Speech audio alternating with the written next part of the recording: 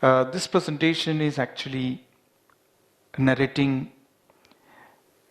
global context of youth, capturing close to 2.5 decades what's going on, a statistical profile, bitter drudgery. Then we are positing ourselves in Indian context. Of late, in the past as well, for example, UPA 1, UPA 2, as well as now, prime ministers have been talking about, not only prime minister, other influential leaders who have been in governance, they talk about a demographic dividend, betting on the youth, saying that enormity of youth has the source of power on which economies grow, societies grow, by making products, producers, income, and so on. But then some people are doubting Thomas's. They don't vouch for that. But then what do statistics say? What do data say? So for this, I draw heavily on International Labour Organization, which is one of the multilateral arms of United Nations stream organization, not purely United Nations organization, but deeply involved in collecting data. Second layer, I depend on Government of India's database, which is called National Sample Survey, particularly its ASCII format, which I converted to data and analyzed it. So what is really emerging? Now this is the picture, statistical profile during 91 to 2013 as far as youth is concerned. Here the age group that is captured is 15 to 24, and it shows a cyclic pattern. What it says is, in that age group, people who have entered the labor force. So that doesn't include people who have ventured into studies, people who have enrolled in educational system. Rather, what is being captured here is people who have offered themselves for jobs. But then there is a cyclicity. 2007-06, it has peaked, then slowed down. Of course, the one important thing, I think it's also important to be a bit pessimistic sometimes. Thomas Piketty's book, which is quite popular these days, Political Economy, clearly posits that as much as we are free in this world, we are also remotely controlled by rich people, capital, which is not in our hand. Maybe that's also true in the case of world youth. They are being remotely controlled by the way riches are distributed. So some jobs are taken off, people have to withdraw from labor force, so it's a reflection of that. Now, this was an aggregate, but if we disaggregate, are we having the same pattern? Not really. In fact, except sub-Saharan Africa, all other geographies are subject to cyclicity of time when it comes to labor force. When businesses peak, youth participation peak. When businesses are down, people withdraw. Except in sub-Saharan Africa. Sub-Saharan Africa, perhaps it's a survival battle. So people have to be constantly in labor pool in order to abstain dooms. Now the important thing, labor force means not only employment, unemployment as well. So the simple ratio we have calculated, unemployment rate. That's a ratio of unemployment to labor force. What proportion of people are unemployed out of labor force? This is again cyclic. And the peaking 2002, then down 2007, touched the rock bottom, recession first, maybe the global meltdown had begun that time, primarily due to subprime crisis, and now a stable plateau. So the fact is that being unemployed, being in job, maybe it's a factor of volition, the will, my individual choice, but not precisely purely that. It's also being pulled and driven by global capital. It's a fact. So as much as we are free, that much or more than that we are unfree, one has to contend. I would like to contend that way. This is Indian trajectory I drew from 91. Constantly, labor force is, youth population is rising. Now, but coming to labor force in India, probably people have joined colleges, etc., so that may be one of the reasons of withdrawal or contraction that's happening. That part we are going to see.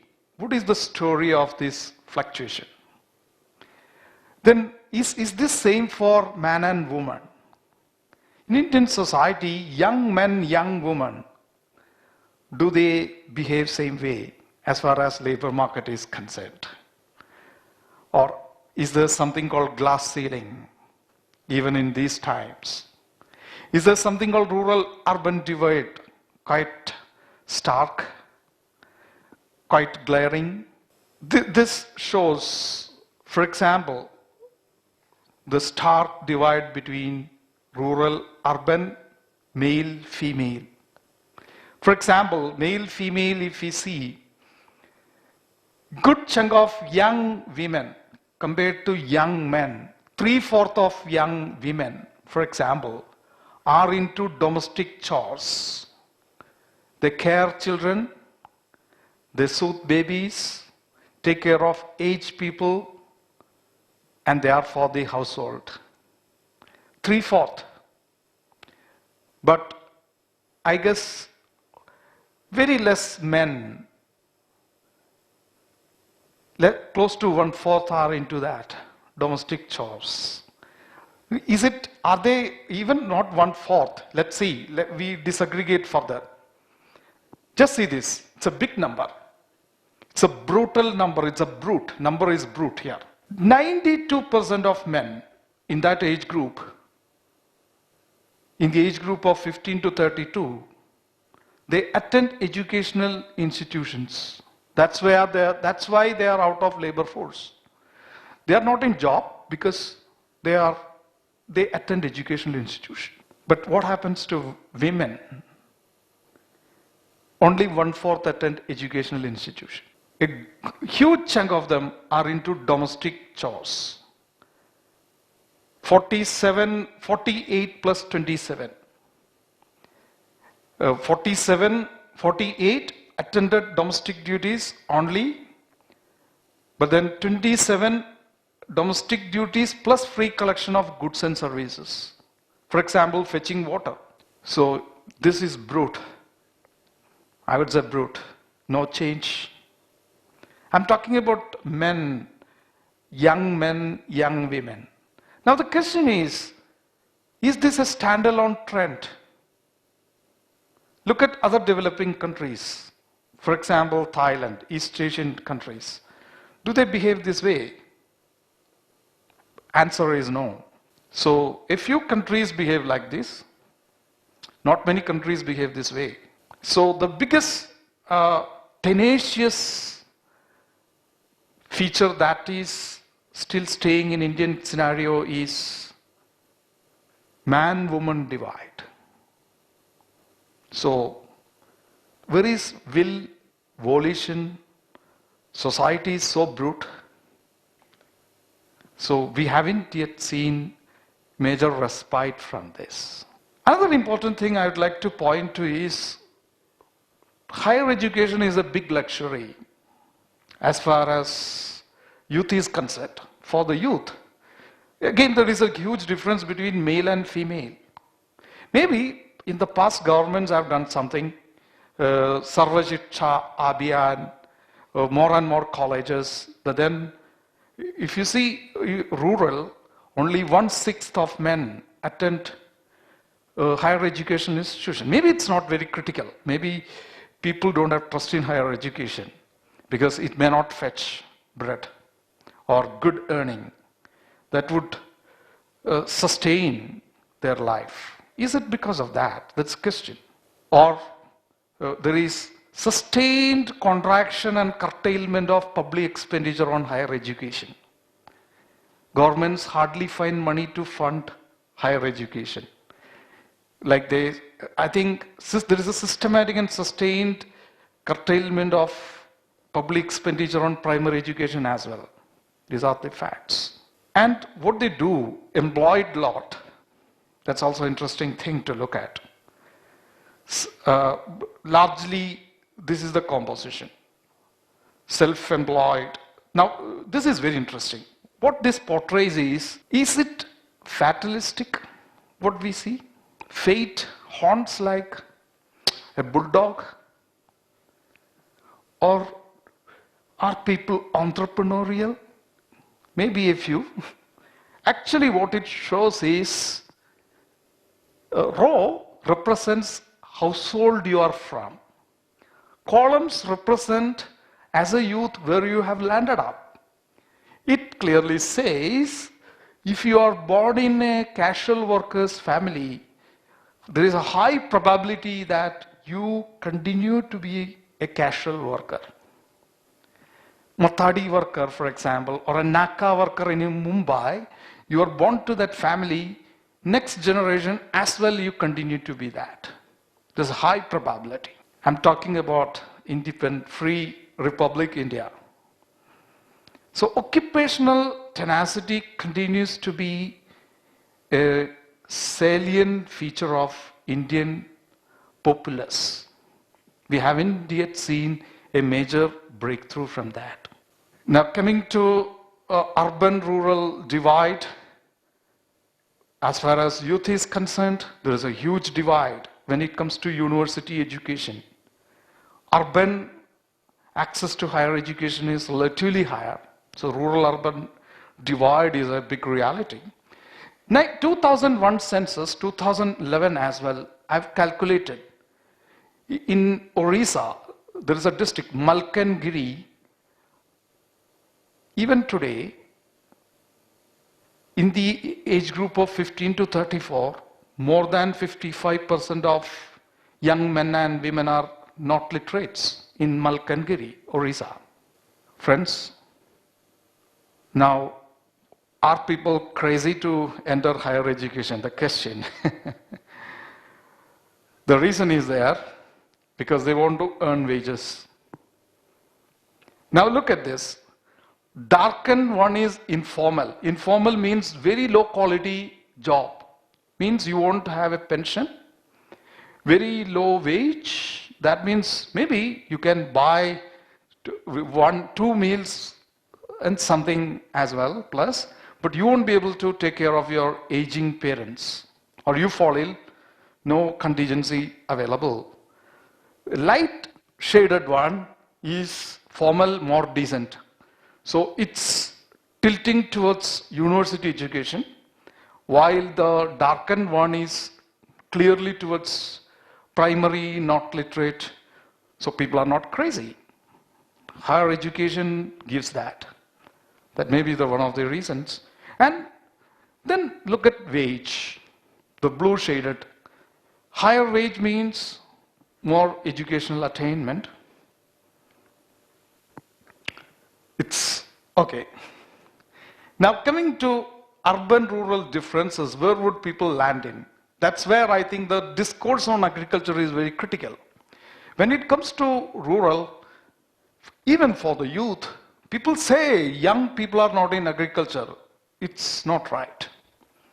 A good chunk of youth in rural is in agriculture. See the blue bar.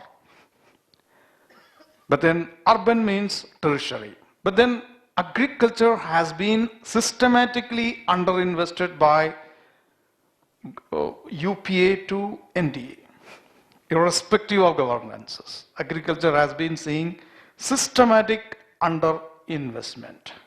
Now, who creates job? This is an important question. Maximum number of jobs come from business sectors that create worst jobs, low wage jobs. Wages, if wages are low, more jobs are created. That is Indian growth story. But the question is this the only way of doing? A few cases I would like to say. Nowadays people talk about creative economies. Even by art, you can trigger off your GDP. It's possible. Ever we heard this discourse? Make in India can even be based on art. This is not Alice in Wonderland. People do talk. This discourse is very active. Spanish economy these days, they talk about positioning creative systems as the engine of growth. Binale, Trinale, but hardly we hear this. It's very critical.